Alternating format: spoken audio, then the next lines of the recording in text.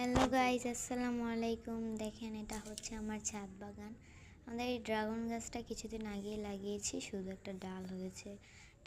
আর এই বেগুন গাছটা গত 1 বছর ধরে এখানে আছে, এখনও ধরেনি। মাশাআল্লাহ, এই মাত্র এই গাছটাতে ধরেছে। তারপরে আমার অনেকগুলো ফুল গাছ আছে, আমি গাঁদা ফুল গাছও এখানে লাগিয়ে দিয়েছি।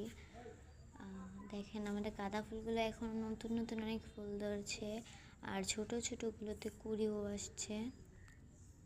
এই ফুলটা আরও বড় হবে, মানে সবগুলোই বড় হবে। সবগুলোতে ছোট ছোট কুড়ি এসেছে। ওয়াও!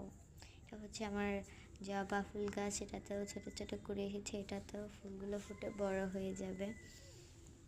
আর এখানে যা বলতেছিলাম, ওই যে আমার ছোট গাছগুলো, এখানে ছোট ছোট কুড়ি এসছে, এখনও ফুলগুলো ফুটে নাই। আমার অনেক সময় প্রশ্ন যে পর্তুলিকা গাছগুলো কীরকম। পর্তুলিকা গাছগুলো মোটামুটি ভালোই আছে।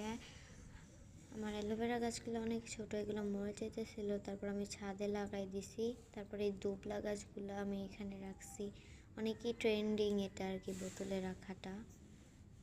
তারপরে এই পাতাবাহারটা আমি চুরি করে আনছি, কেউ হাসবেন না প্লিজ।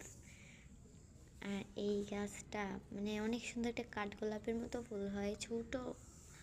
আর এটা হচ্ছে আমার পর্তুলিকা, যেটা সবার প্রশ্ন।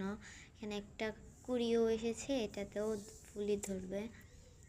তারপরে আমার এখানে একটা পেয়ারা গাছ আছে, যেটা মরে গেছে, আর এটার জন্য আমি মার হাতে নিয়েও খেয়েছি।